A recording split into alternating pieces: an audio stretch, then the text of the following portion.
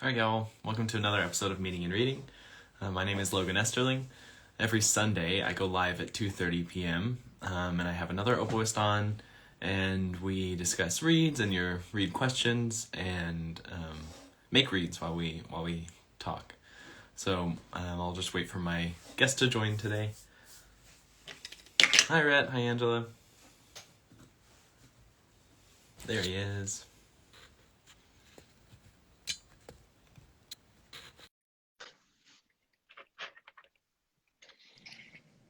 Hi. Hello. How's it going? Good. How are you? I'm good.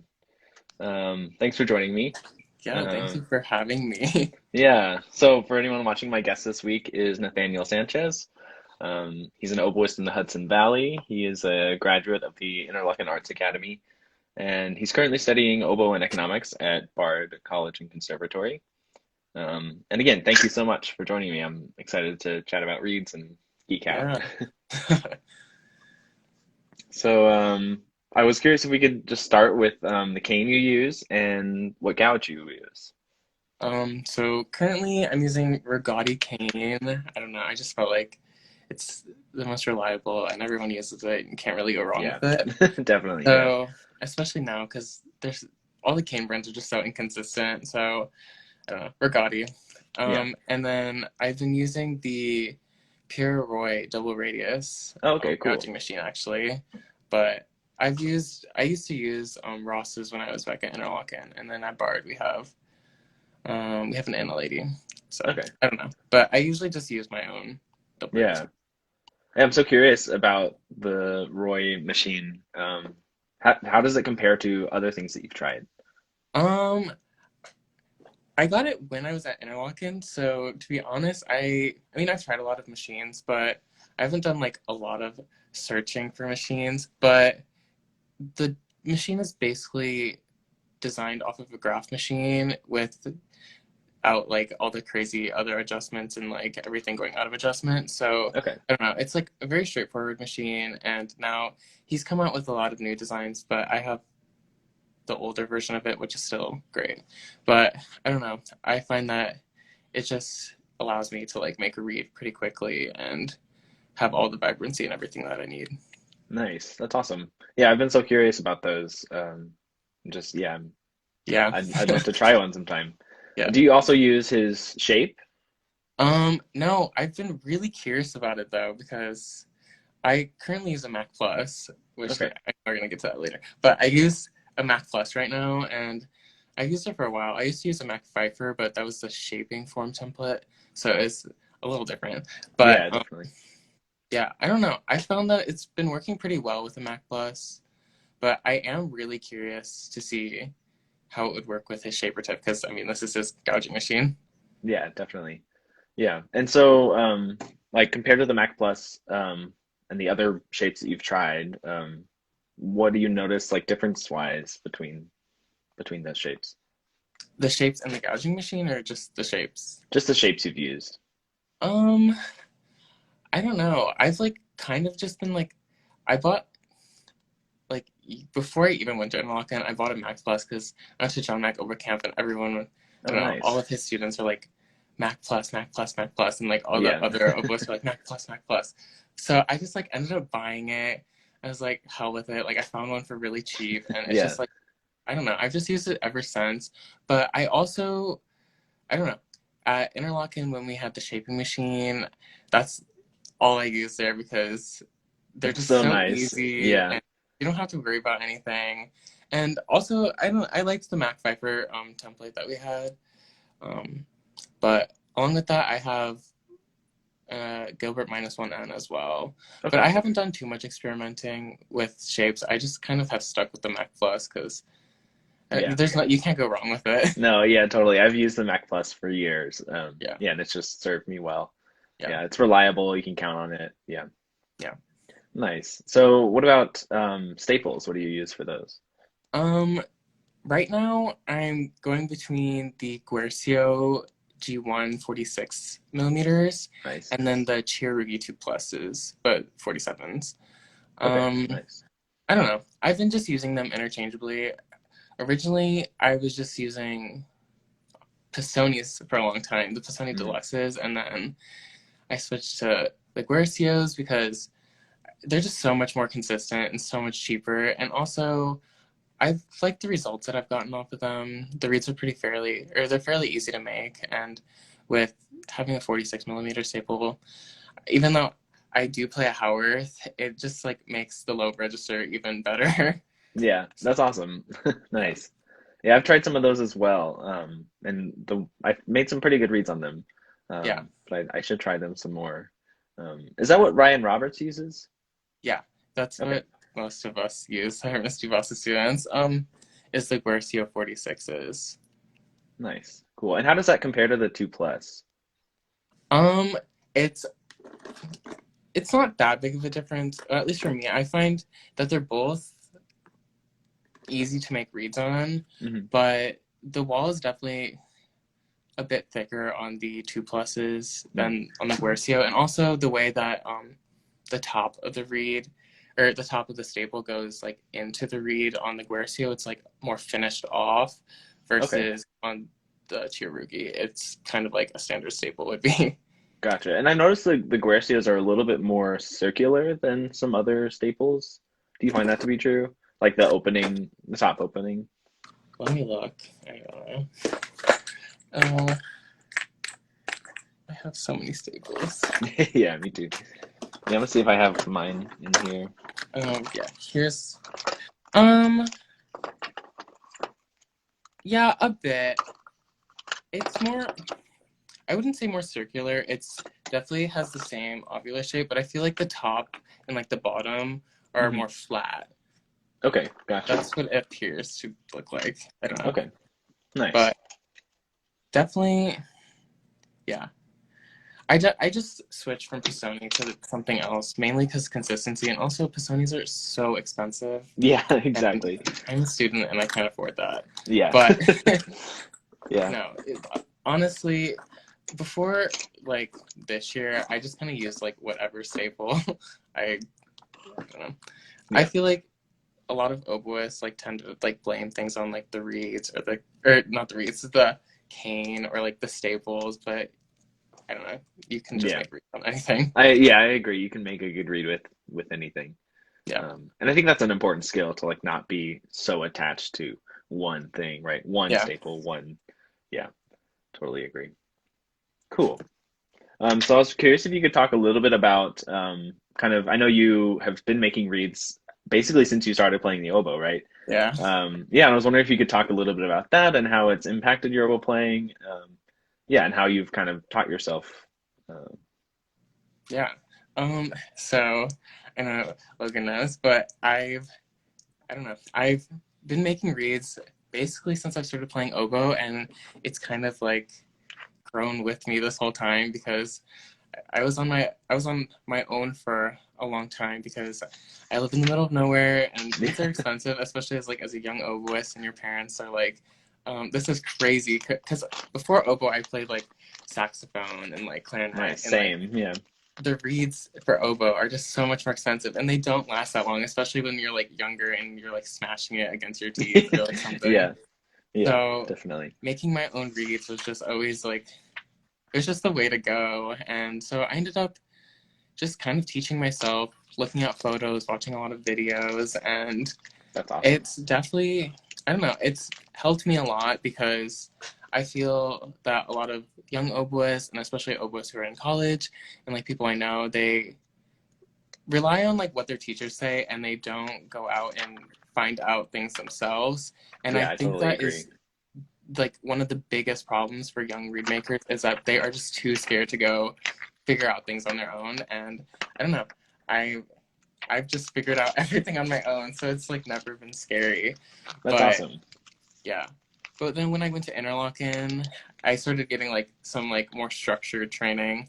And that's like really what like set me off in like my reed making journey. And I don't know, I used to make like so many reads every week. I would sit there like every night until like it was time to go sign in for the dorms, and I would like make reads until my thumbs bled sometimes. But, oh Lord, yeah, I relate. Yeah.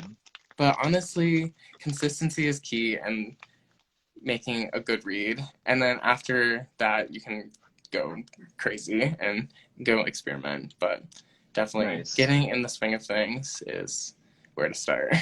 Yeah. No, that's so cool. I think that, that you started out and just jumped in because I remember even when I started making reads, I was like, when you first start, you're kind of nervous to even scrape on the read, right? You're like, I Yeah, don't, you want to like savor every moment you have with the read that yeah, plays. Um, yeah, so that's great. I think that's really good advice for younger oboists to just kind of yeah. dive in. Yeah, awesome. And so when you went to Interlochen, what kind of shifted in your read making, like big picture wise? um I don't know. I made reads a lot differently at Interlochen than I do now. Mhm. I don't even know what I did. It's like not even that long ago. But honestly, my reads before I went to Interlochen, right before, were like not bad, but I think I don't know. I just like needed some like guidance at Interlochen, and it like really helped me. And also just like I was so determined to like have like the perfect read, and it ended up like happening at like Mhm. sometimes at like some points Yeah, like once during a year or something. yeah, it Yeah. just like it ended up happening sometimes.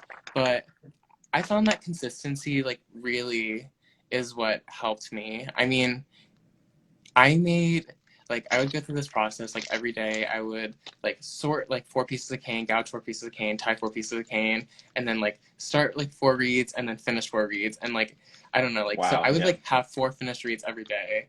And I don't That's know, just awesome. like really getting consistent in what you're doing. And also like right now I'm not, because I took a little bit of a break after coming home from school. So this has been like the first week back to read making, Nice. but Cool. I don't know. It's definitely like going to Interlochen, what like helped me is just like having consistency, and also just like being around other oboists who like cared, because I Right. mean, Yeah. you're from a small town too. Just like there's not a lot of like people who like take music so seriously as like we No. do, and it was Yeah. just nice to be in an environment where like my teacher was always there if I had questions, or like I could go ask like a fellow colleague. Yeah. That's so nice. That's really awesome. And were you Yeah, at Interlochen for 2 years? I was just there for 1 year. So Okay. before that I was in the Chicago Youth Symphony Orchestra, and I don't know. Yeah. Nice. Cool. And what town are you from again? I know you told me, I forgot. I'm from Metamora, Illinois. It's about 2.5 hours south of Chicago. It's like in the center of Illinois. So Okay. And you said it was like in the middle of nowhere, kind of. yeah, Yeah. Metamora, Illinois. It's like kind of by like a bigger town, but Okay. it's like has very rural vibes, and like the people here are very like rural people who Yeah. are, I Yeah, don't know, not nice. the best, but Yeah. Yeah, I grew up in Alabama in a small town called Madison, which was fairly close to a larger city, not super big, but yeah, it was very very rural. Yeah, yeah, different kind of vibe. yeah. Um, yeah, cool. I was curious about, so this is kind of off topic of oboe, but on your Instagram you have like a really great fashion sense. Like you're you Yeah, have a lot of thank you. posts that are just like great. I was curious if you could talk a little bit about that and kind of how you got into that. Yeah, Yeah. I don't know if I have an answer. I I don't know. It's like weird because I'm from like a small town, and like I was always like, I don't know. I was always like the weirdo with like the clothing in high school, because Yeah. like everyone here dresses the same and everything. But I don't know. It's just, yeah, I don't really have an answer. It's Yeah, just that's a good. me, and Did it start when you were like in high school still, or did it start kind of once you went to Interlochen or New York? no, it was definitely like, I don't know. I've always like had like a different like fashion style than like everyone else I was with, and like Yeah. I used to like be like super preppy, and now I just like kind of like wear whatever.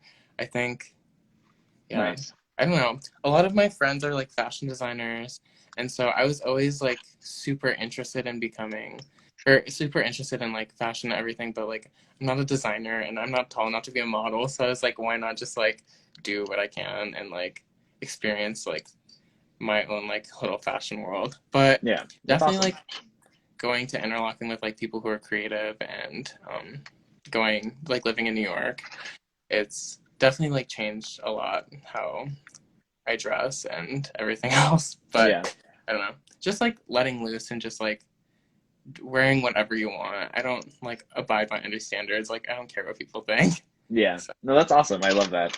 I think I started to adapt like that kind of mindset more as I got into college, but yeah, coming from a small town, it's easy to kind of just like fall yeah, into what everyone wears and, you know, the normal thing to wear, normal thing. yeah. Um, No, yeah. totally. It's definitely it's a weird vibe living in a small town and like I don't know. Yeah, it's just it's different, but Yeah, definitely. definitely shouldn't care what people think. Yeah. Well, what about Bard? Like what drew you to Bard? I'm curious. Um, well, the amazing oboe faculty. I mean, Elaine Yeah. Duvos is obviously what brings most people there, Yeah. but along with that, Bard is really unique as we are all required in the conservatory to double major. So it's a Yeah. 5-year program where we all do the same thing. So it's really nice that everyone in the conservatory is also double majoring with you. And also because the conservatory is so small, there's a lot of like one-on-ones with everyone. So in my Yeah. studio, at least this semester in my studio, we had 4 people in the whole studio, but 3 of us were on campus. And so it's really great because like studio time, we all get very hands-on experience with the teachers. And I don't know, we also have like world-class faculty here in the conservatory. Yeah. So we have Joan Tower, whose piece is being played at the inauguration this upcoming week. And we also have so many musicians from the Met and the New York Philharmonic and everything. So that is the main reason I chose Bard. And also because Bard gives really good financial aid. Oh, good. That's awesome. Yeah. So So quick plug for Bard, any like young yeah, I musicians out also work there. for the admissions office in the conservatory. So if Oh, you're that's on the awesome. conservatory count, DM me. That's so cool. Yeah. Nice. Yeah, I love the like the fact that you all have to double major. I think that that's really awesome. And I think, you know, just even if you're only focused on music, like having Yeah. that rounded education is really healthy, I think. Yeah. That's the Um, big thing with Bard is that they're striving to produce smart musicians and people who can actually survive in the world and I don't yeah. know, do other things and have other skills. So I don't know. I think it's a really good experience to have and it definitely makes you work a lot harder too. Yeah, I'm curious how you balance, you know, those two majors, because I know at my university, people who did double major were like didn't get any sleep and you know, they were just like super busy all the time. Honestly, it's not too bad. It's kind of just like being in high school still, Yeah. where you just like do your academics during the day. And at Bard, the worst part about it is that the music is like kind of in the evening and like in the afternoon parts. So I have my academics from like, I don't know, like 8 a.m. until like 2 p.m. And then from there, I have a little bit of a break until I have something else in the evening. So it's a Nice. little tricky because especially being in the oboe studio, we have a lot to do. Yeah. And so sometimes we do have 7 days, like classes 7 days a week, and it's a lot. Wow. But Yeah. I don't know, just like really getting the work done. And I don't know, you just gotta grind sometimes. Yeah. But Nice. I don't know.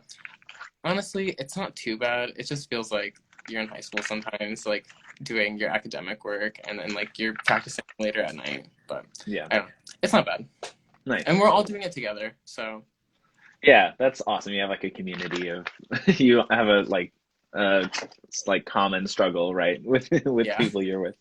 Yeah. yeah. That's awesome.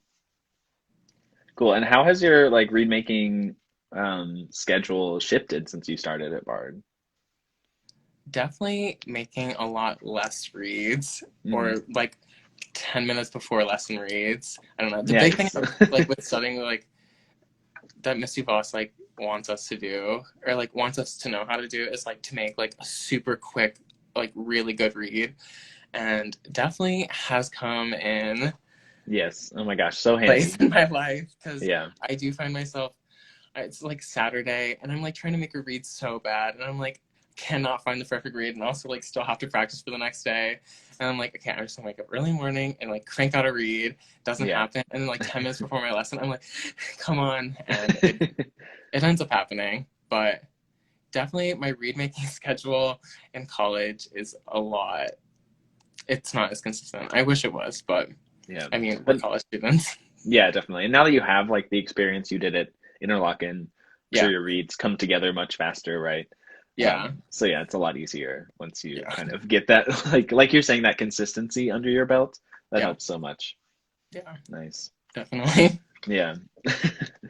I'm curious, like, what your process for making speed reads is, like in terms of how you scrape out the read quickly. Yeah, Because I think some people struggle with like, how do I do that? You know, like, yeah.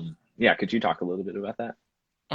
For me, I find myself, I after time, I usually don't end up. I don't keep blanks because I don't know. It's just I just like to like gouge and then like shape immediately and tie on, and I just like feel like I just get like the best like results that way, having like springy cane and everything. Yeah, So I usually, if I do like keep blanks, I just like scrape like a bunch of channels in them and then I like let them sit for like a day or two. But that's usually it. But for like a speed read, I will tie everything really quickly and then I'll scrape a lot off the tip because I don't know, especially like the first like 3 millimeters because it's already moving thin anyway. So just scrape it off. Like you don't need to worry about it. And then from there, I will start doing a little definition on the sides where the inception is and kind of get things into place. And then after that, I will just scrape in the channels and kind of get it down to like 45 or something because that's usually where like a finished read would be. yeah, And then I'll see if it vibrates from there and how much it vibrates. I don't really have a pitch or like anything. It's just like, I don't know. It's how I feel.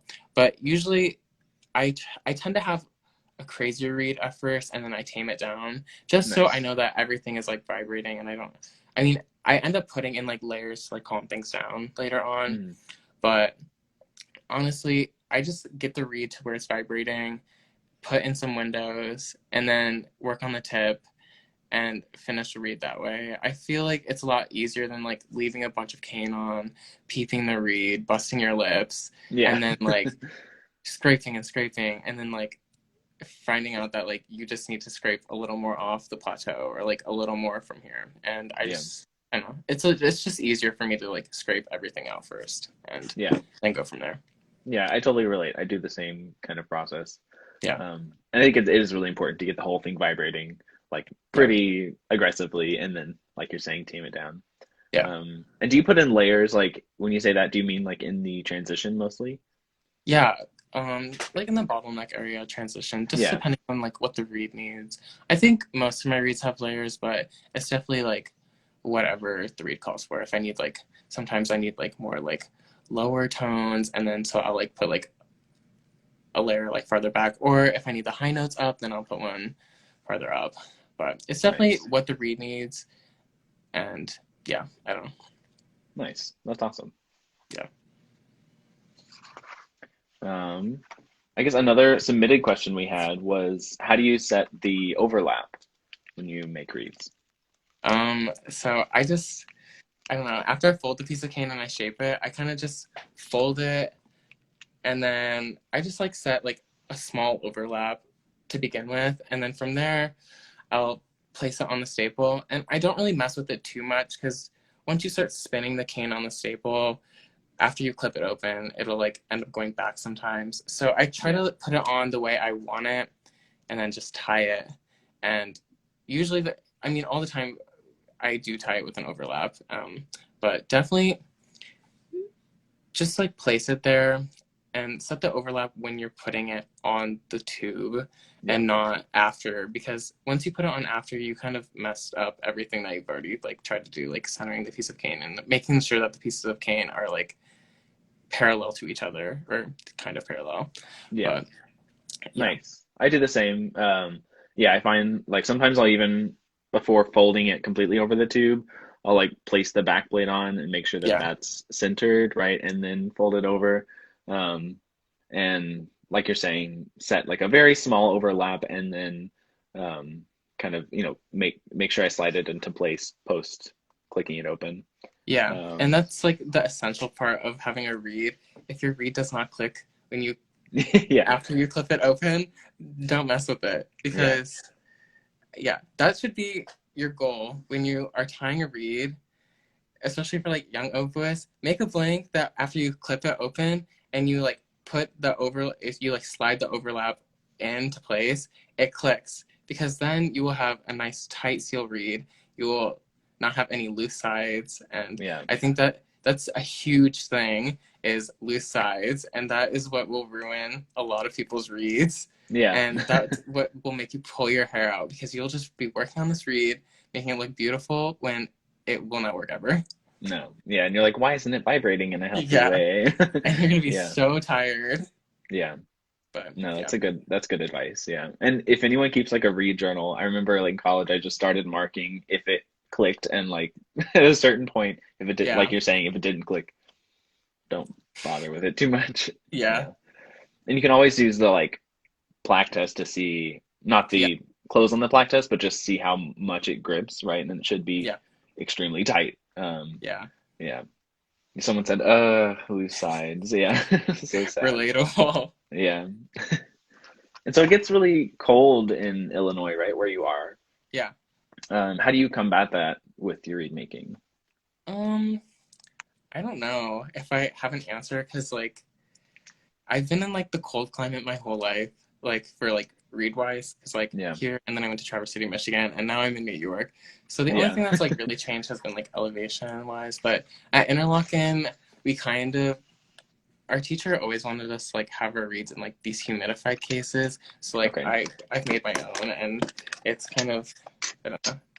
Oh, that's so So cool. it's airtight and it's humidified. So I find like wherever I go, as long as like the humidity inside my reed case is like semi-consistent, that my reeds, they don't change too much. Obviously, when you take it out, they'll like end up changing a little. Yeah, But I don't know how the temperature or anything has influenced it. I don't know. If the reed's not working, then I just end up like troubleshooting or something yeah, and yeah, figuring out how to make it work. But yeah, I think because like the climate is similar, and also the elevation is pretty similar between here and all the other places I've lived. I haven't ran into too many problems so far. yeah. Nice. That's good. Yeah, I think having that consistency, even in the weather, right, is nice. Yeah. Yeah. So I have some questions for you, Sure. actually. Yeah. Happy to I don't answer. know. I've always loved reed making, and especially like in school, it's like always been like my forte over my Hmm. playing. Like I've always just like had super consistent reads, and I've been able to crank out reads super fast, and like I don't know. It's just always been like the thing that I've like loved and like strived to perfect it even like more than my oboe playing. But Yeah. also like my teacher, like Miss Dubois, she's like, you should start a reed business. And I'm like, I don't know. Like how has this journey been for you, being like a reed maker in like a small business? Yeah. Like tell me about that, because I feel like, I don't know. Aside from performing, like people don't know what else to do in music, and there's like a lot of things you can do, but like how did you get started, and like what have you done, and I don't know, just everything. Yeah. No, thanks for asking. That's a great question. Yeah, so I guess mid quarantine last year, about, July or something, when we were all like, the reality was setting in that like this is gonna last, and like what do we do? Um, Yeah. I wanted a way to connect with other oboists, like I would at school. Like in the read room, I really missed that connection. Mhm. So that's where like the idea for meeting and reading came, was just like a way to connect with people online and to give people something to watch while they make reads, or listen to while they make reads. Yeah. But then the read business kind of came after that, actually, because I wanted to create that, but I figured like I have all this time on my hands, and I have the resources, to be able to start a read business. Um, and I didn't know what I was getting myself into, really. Um, Yeah. and it's a lot more work than you think when you like initially set out to do it. Yeah. It's a lot of like really honing your process. I think that's helped one thing that's been really helpful is Yeah. my process is very streamlined now, right? Because I can't waste any time or energy or resources. And Hmm. it's really frustrating when you have to, like, for example, like my gouge was off slightly, like I use a Ferrilo gouge and it was slightly Yeah. off and it was like giving me a lot of trouble. So, you have to like learn to quickly fix those problems Yeah. and keep working. Um, yeah, and I think my process from when I first started has changed a lot as well. Um, and I kind of still, even to this day, I'm still kind of honing that process. Yeah. And another thing about redesign is that I collect a lot of data on the reads. Hmm. One thing that we're doing is we're leveraging machine learning to kind of identify like trends in read making.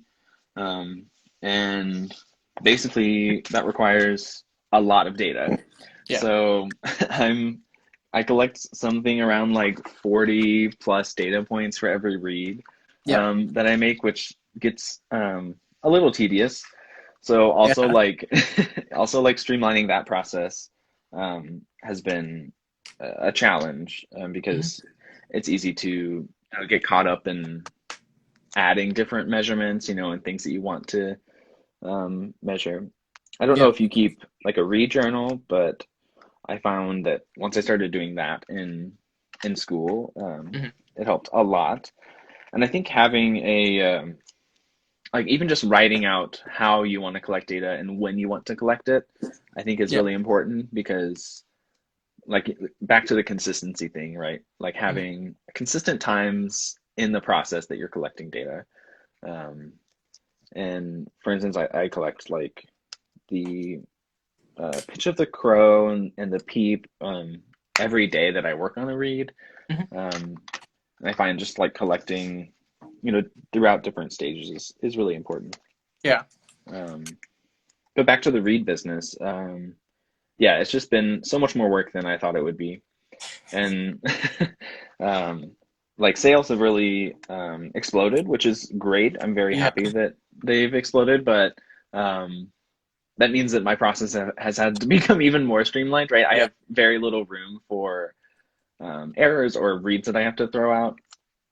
Um, so yeah, it's a blessing that I've learned to do that, and I'm learning to do that still. Yeah. Um, yeah, I would say you should do it. I think there are a lot of read businesses out there, but there's a lot more demand than there are read businesses. Yeah. So I think you'll always, honestly, I think almost anyone could start a read business and they'd have customers.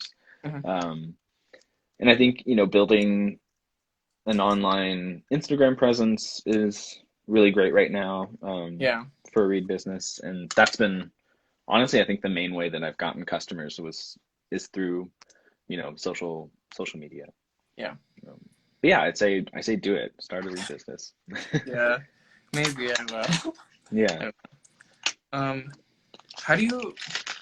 I don't know. How do you like decide like which reads to like find like to like choose for like Yeah. actual like reads to be sold, or like how do you find like that to make like consistently, like I mean like people are buying products to like have, or especially like people like more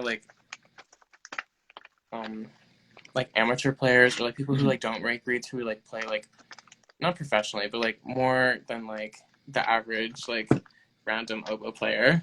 Like Yeah. how do you find like a way to like make it consistent so like the person who's buying the read can like know what to expect every time they're buying it? Yeah, that's a great question. So a lot of that comes in with like I know you probably use the objective read tests, right? Yeah. So I think those are really important for a read business because you have to have like a certain standard that every read meets, right? Hmm. Um, and generally, like I don't want to sell reads that I wouldn't want to play on myself Yeah. in some capacity. So I think that's another way to view it. But back to like honing the process, I think that has really helped with finding consistency.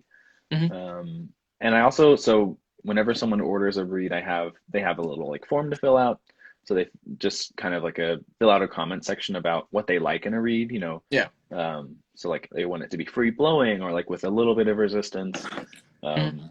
And so I make my reads in batches, and I don't necessarily like set out to I'm going to make this person's, 3 reads, and Yeah. this is what I'm going to do. I just make a bunch, and then, Go from there. right, exactly. Kind of decide which ones are good enough to sell and which ones, fit the description of what this Mhm. person wants. Yeah. And then another really important aspect is feedback. So I send like surveys a few weeks after the reads arrive, Mhm. which is sometimes can be like a little heartbreaking because someone doesn't like your read, right? Even though Yeah. you thought it was a great read. But I think learning, what people expect and what they want out of reads, because the thing is that everyone wants something totally different, basically, right? Mhm. And that's also been interesting to kind of reevaluate, what other people expect, what most people expect, and what I like in a good read. Yeah. Yeah, I think defining that has been really helpful. And Yeah, then that's a great question. Yeah. yeah. And how do you differ like your commercial read making versus like your personal read making, and like also like when you're making reads for like when you're selling them, are your own reads like in that batch of reads that you're wanting to sell? And if so, how do you decipher which reads you want for yourself and like other people? Yeah, no, that's a great question. Generally, I mean, I make my professional reads that I sell in the same way that I make my personal reads. So, Mhm. I guess the answer is yes, but most of the time, especially recently, I haven't been making a ton of reads for myself. I make Yeah. a few a week, but definitely not what I would be if, the orchestras I play in were like actually playing right now. Yeah. But yeah, so occasionally, I will take a read for myself if I really, feel attached to it. Yeah. But most of the time, I don't have that luxury, just because I want to get reads out and I want my customers to be happy. Yeah. Um, yeah, that's a great question. I think my personal read making, I experiment a lot more, I think, and I experiment with staples, with shapes, and that has been, especially during quarantine, that's been something I've been doing more of, Yeah. just because I have, I can right now, why not? And Yeah. that's been, interesting. You learn a lot about your reads that way. Mhm. Earlier in quarantine, I wanted to try a wider shape, so Yeah. I went to the widest one you can get, which is an RDG2. It's super wide, Yeah. and I think that was an interesting like trial and error process to finally find a way to get it up to pitch, because that Yeah. was quite challenging. Um, but yeah, I think when I do make my personal reads, I tend to make them separately from the reads, like when I'm experimenting more. Yeah. And I'll put those into my read case rather than with the reads that I'm making, Yeah. in rotation. Yeah. And how much time do you find yourself like spending on your like read making business, and like how are you able to like still practice and everything? Because I know like when I was in high school, like I made reads like all day. Like I did not practice as much as I played oboe, and like I would make reads until like I was ready to sleep, and Yeah. that's like how, I don't know, that's just how I worked back then. Yeah. No, that's honest. So that's been something I've been working on as well, and like kind of honing, because it's so easy when you get a read business to kind of get just so sucked into making reads all the time. Hmm. And I'm not gonna lie, I kind of do.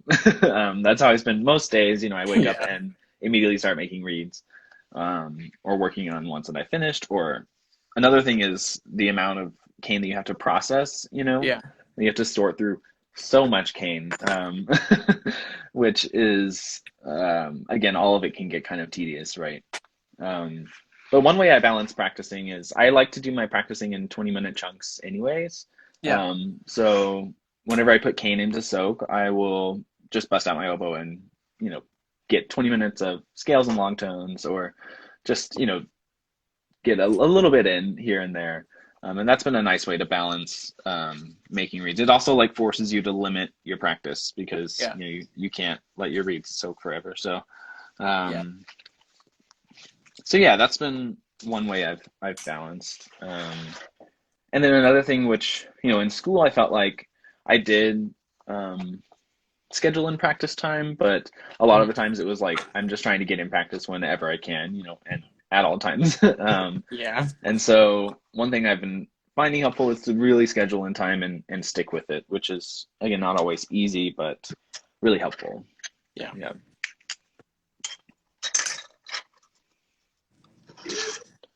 If you did start a reed business, what would you name it? I have no clue. Yeah, I honestly have no clue. Yeah, that's a tough question. No answers. I don't know. I don't know what I would do with my reed business either. Yeah. I've always been super curious about it though, because I don't know, I've loved making reeds, and I don't know, I talked to you about this the other day, but like I don't know how set I am on becoming a performer. Before like going to Interlochen, I like had a lot of doubts in music because I mean being from the middle of nowhere, like there's no one else like here to support you in like your musical journey. Except you're like private teacher, but like they can only do so much. You need like other people around you to influence you. Yeah. So like before I was like very like skeptical of like whether or not I should pursue a career in music. And then I went to Interlochen and it like kind of like set things into stone. I was like, okay, I'm gonna go and pursue something in music. But then I still like had doubts. I was like, I don't know if I'll be a principal oboist. Like that's not like my vibe that I want to do. I want to be a second oboist. But then I was like, maybe I'll like work for an orchestra because like a lot of people don't realize, but like what happens behind the scenes is like it takes so much to put on an orchestra. Yeah. And like people don't realize it. And like a lot of musicians don't even realize it that like there's so much going on behind the scenes, like in order for people to perform. And so I think it's like that's important. But then I don't know. I've also because I'm from the middle of nowhere, I like started making reeds like at the beginning, and also I started like fidgeting with my oboe like repair wise, and also like I dabbled in like all the other instruments. So I've like really been exploring like a lot of repair work and stuff. So I think like this semester or next semester I'm gonna be doing like a little apprenticeship thing with Nora Post because she's like I don't know like 10 minutes away from my school. Yeah. So definitely seeing what I can do besides like being a performer also. Yeah. No, I think that's great, and I think totally understandable.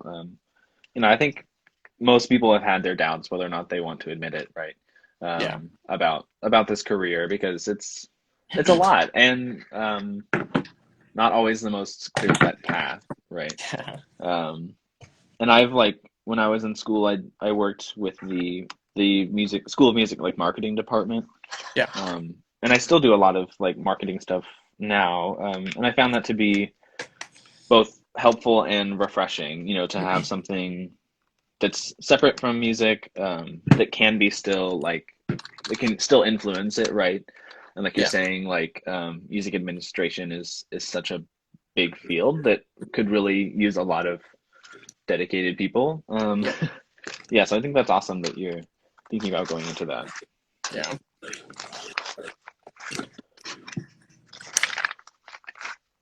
And what led you to economics? I'm just curious.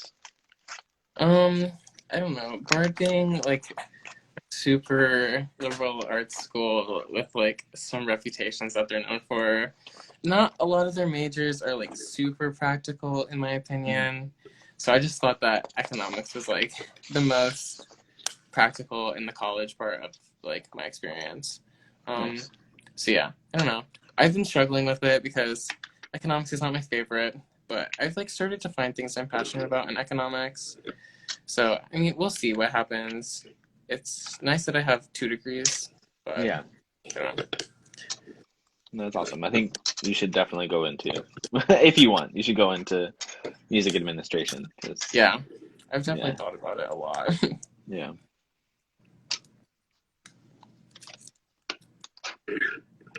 What other things outside of like oboe do you enjoy doing? Well, obviously fashion. Fashion is Yeah. always like it's like a dream career that like I would love to be in, but like I don't know. It's super competitive and as cutthroat as music is, and it's just I don't know what the options are. I'm gonna try to explore them this summer. But besides music, I love traveling. I love food. Being outside, I was super athletic before I played oboe. Oh, nice. And like, as you know, once you start playing oboe, you don't really do anything Sucks you else. in. Yeah. But I That's don't all. know. That's Nice. yeah. Definitely doing a lot of soul searching lately. Trying to Yeah. find more of a purpose. Nice. And what year are you at Bard? I'm a second year. Okay. Nice. Yeah. Cool. Yeah, I think that's great to do, the soul searching, especially Yeah. now. I mean, some people don't, win big jobs until later in life. Like you think about Russ DeLuna didn't win his job Yeah. with San Francisco until he was like 40 or something. Yeah. So it's inspiring that, you can still do it later if that's what you decide to do. Yeah. I think there is a big push, right, to just keep going and don't stop. And I think that's a little misguided, or can be for some people. Yeah. And I think, yeah, especially like being in like conservatory with like one of the craziest teachers in like the whole world, who's like so committed to her students and like wants to make sure like they're like the most successful musicians like on the market. Yeah. Like you're not like told that like you can take a break, and like it seems like you can't take a break, and like I don't know, like you get out of like school for like the summer, and then you like have like what, like a week sometimes, and then you go to like festival, and then you come Right. back, and then it's like back to school. Right. And I think it's like really important to have a really healthy relationship with yourself and music, and like allow yourself to take breaks, because honestly, like a big like part of like Miss Duvoss's like teaching also is that like you don't need to be practicing all the time. Like you will always be like somewhat in like shape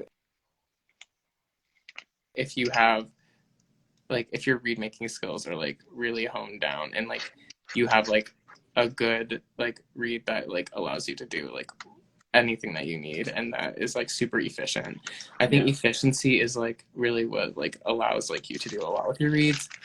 But like going back to like, I don't even remember the question, but just like having a healthy relationship with music, and like allowing yourself to like take breaks. Like it's been like up until this week, it was like 3 or 4 weeks without playing the oboe, and honestly, like it's much needed. And like oboe's a lot sometimes, and like sometimes you just like want to punch yourself in the face while you're like practicing. And like it's like okay to take a break. And I think like a lot of people going into music need to like, realize that like it's okay to take a break, and like to like let yourself live, because honestly, like your mental happiness and your emotional happiness is like way more important than like anything you could ever be doing with oboe. I totally agree. This is like such great advice. Like, yeah. And I think, if you have if you're really caring for those things, your mental happiness, mental health, and all of that, then even physical health, sometimes like when I was in school, I would not, take care of myself physically.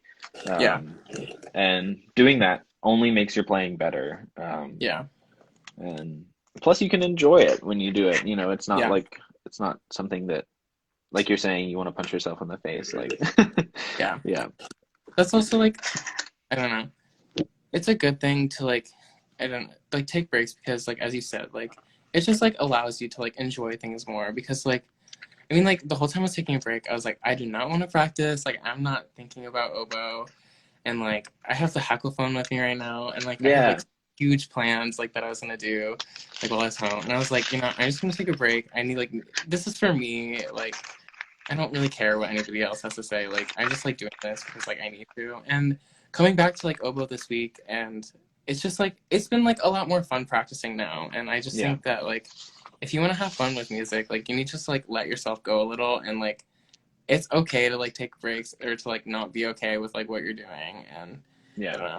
It's definitely like you need to grind sometimes, and like you do need to get like your work done, but like when you can, like definitely do things for yourself, and like take a break, or I don't know, just like care more about yourself.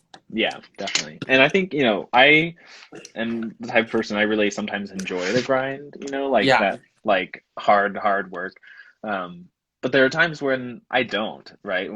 And I think, realizing that it's okay when you don't feel it, to stop and not. Sometimes I'll even I was mentioning to our guest last week that sometimes when I'm making reads all the time, I get burnt out on it. Yeah. I'll put in cane to soak, and if I'm, if 10, 20 minutes goes by and I'm like, I really just can't do this right now, I'll take it out and I'll just save it for another day. Like, Yeah. yeah, and I think that's really important.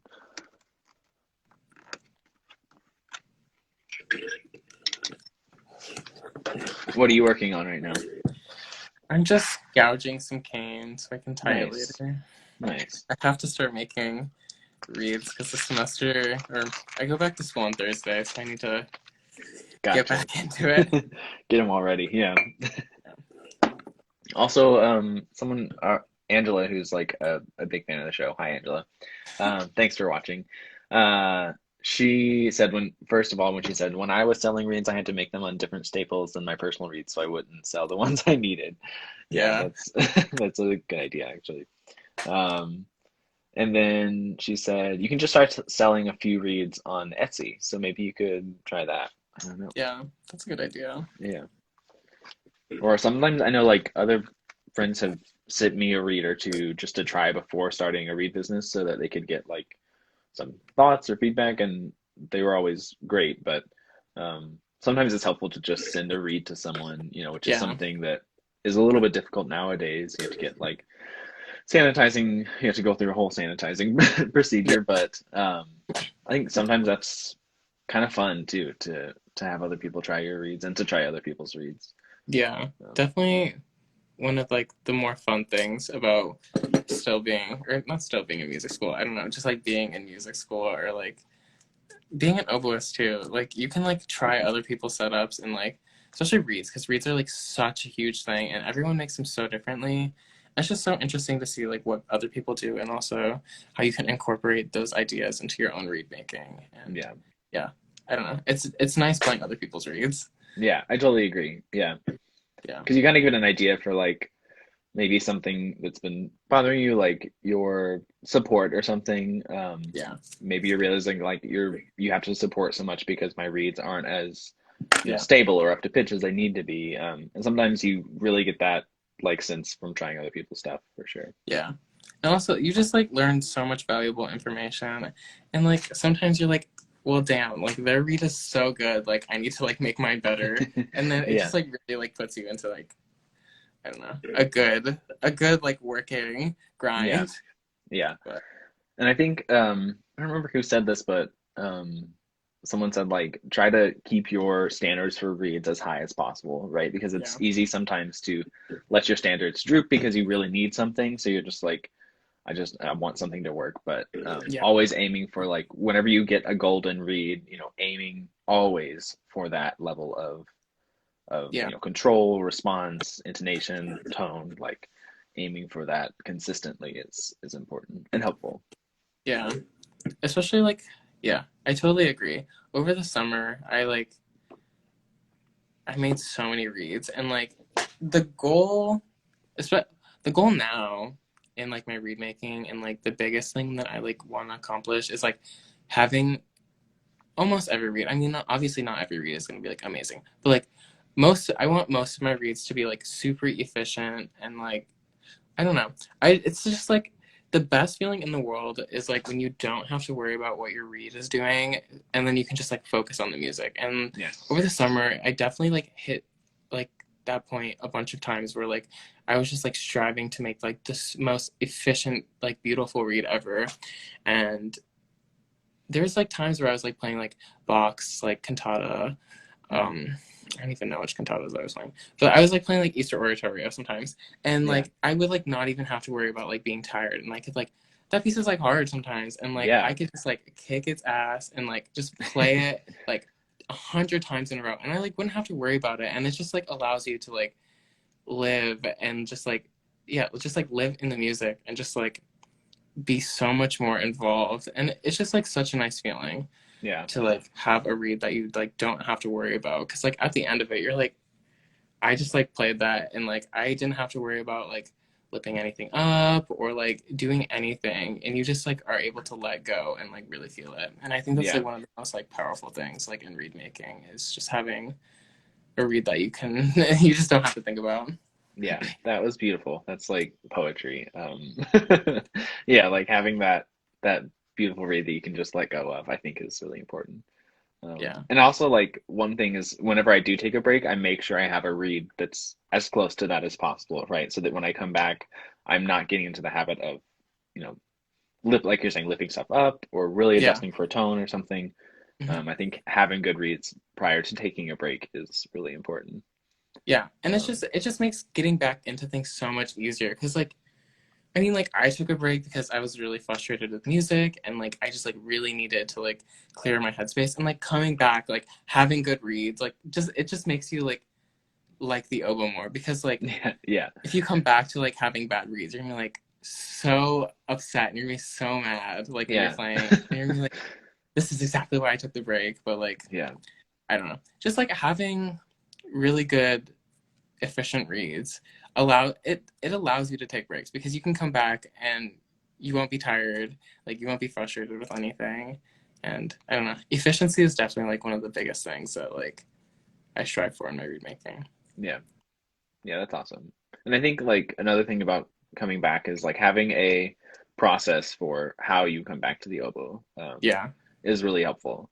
So like whenever I take breaks, I generally practice in 20-minute chunks, but especially if I've taken a break, I'll play for 20 minutes, rest for 20 minutes, play for 20 Yeah. minutes, rest for 20 minutes, and really start to build back up slowly in little Yeah. chunks, little spurts.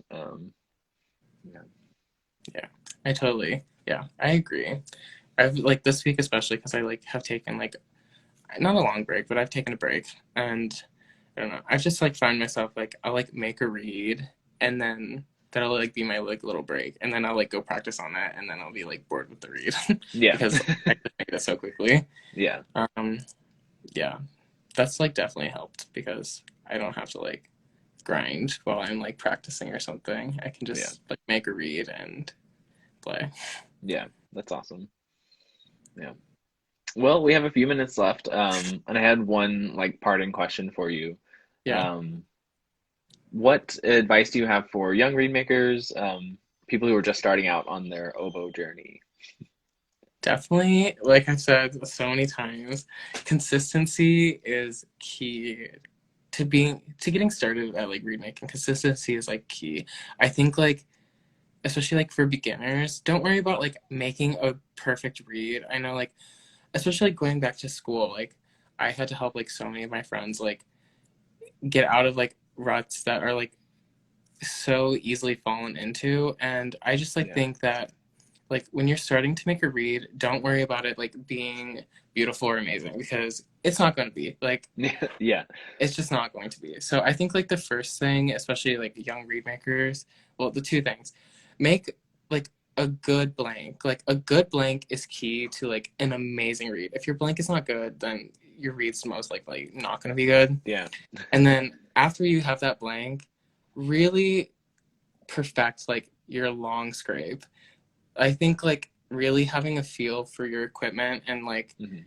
knowing what your knife feels like, especially like long scraping or like long scrapes are like the way to like really like have like a clean, beautiful read, like scrape. Not like Yeah. it's not gonna sound beautiful probably, but Yeah. Yeah. definitely if you're starting out, have good blanks, be consistent in your read making. I mean, obviously, as I said, it's okay to take a break, but like really try to like, even if it's only one blank a day, that is like more than enough. Yeah. At least like have a little bit of structure for a while and I don't know, get it out.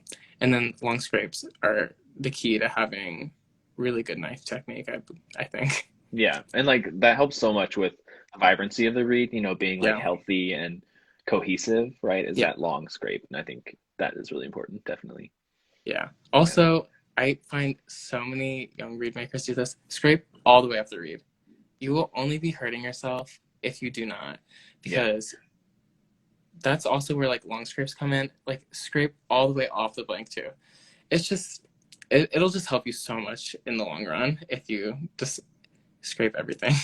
Yeah, agreed. Anish says, I love your glasses. Thank you so I do much. too. What kind Thank of glasses are they?